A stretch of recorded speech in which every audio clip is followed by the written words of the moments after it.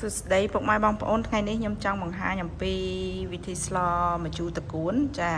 ខ្ញុំមានម្ជូរមានតកួនហើយនឹងម្អមចាបន្ទាប់មកខ្ញុំមានដូចជាកាពឹសត្រីយកត្រីរស់ស្រែនិងមើមខ្ទឹមម្ដេងហើយនឹងស្លឹកក្រូចសើចម្ទេសចាហើយគ្រឿងដែលខ្ញុំត្រូវយកមកផ្សំជាមួយគឺមានអំបិលប្រហុកប៊ីចេងហើយនិងអំបិលចានេះជាគ្រឿងដែលខ្ញុំយកមកដាក់ក្នុងសម្លម្ជូរតកួនយើងណាចាតិចទៀតខ្ញុំនឹងបង្ហាញអំពីវិធីធ្វើចាជាដំបូងខ្ញុំធ្វើការដាក់ដាំទឹកសម្លដើម្បីស្លសម្លម្ជូរតកួនយើងតបមកយើងឃើញថាទឹកយើងពុះហើយយើងធ្វើការចាប់ផ្ដើមដាក់គ្រឿងយើងចូលអំបិលខ្ញុំរើសយកអំបិលអត់ក្របទេណាចាចាក់ចូលទៅជាមួយប្រហុកនិងគ្រឿងអំបិលចេងចាប្រហុកក៏យើងយកប្រហុកត្រីរស់ដែលប្រហុកយើងអាចจะច្រាមឲ្យម៉ត់កាត់ឲ្យម៉ត់ហើយនឹងអំបិលដែលអត់ក្របយើងដាក់ចូលជាមួយគ្នាបន្ទាប់មកទើបយើងធ្វើការស្រង់អំបិលហ្នឹងជ្រុំបន្ទាប់មកយើងធ្វើការជ្រុំអំបិលយើងបន្ទាប់ពីយើងជ្រុំអំបិលហើយយើងធ្វើការដាក់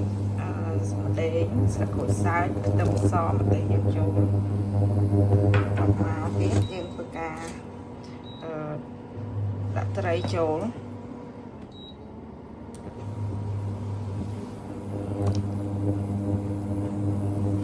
ស្លតែមួយចានទេស្លហ្នឹងខ្ញុំប្រើត្រីបន្តិច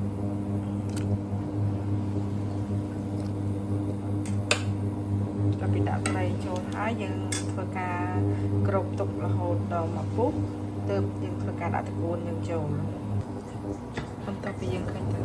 ពុះហើយយើងធ្វើការត្រីយើងក៏ឆ្អិនដែរយើងធ្វើការដាក់តកួនយើងចូល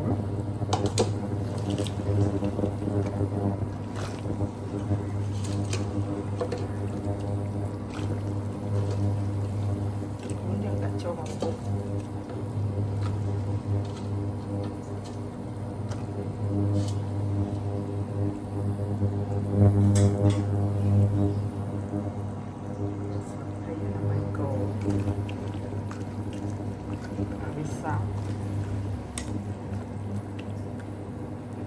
យើងធ្វើការក្របទុក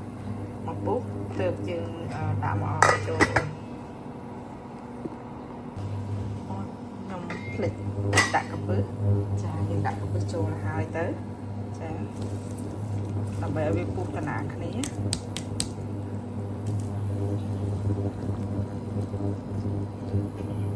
កាពឹសយើងកាត់ក្បាលឲ្យស្អាត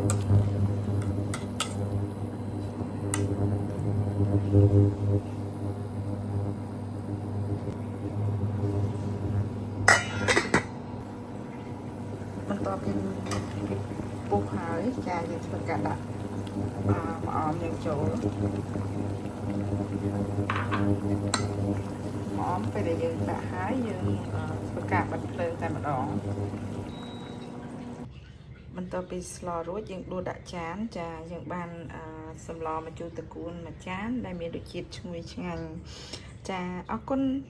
បងប្អូនពុកម៉ែបងប្អូនដែលបានទស្សនាវីដេអូរបស់នាងខ្ញុំតាំងពីដើមរហូតដល់ចប់សូមអរគុណសូមជម្រាបលា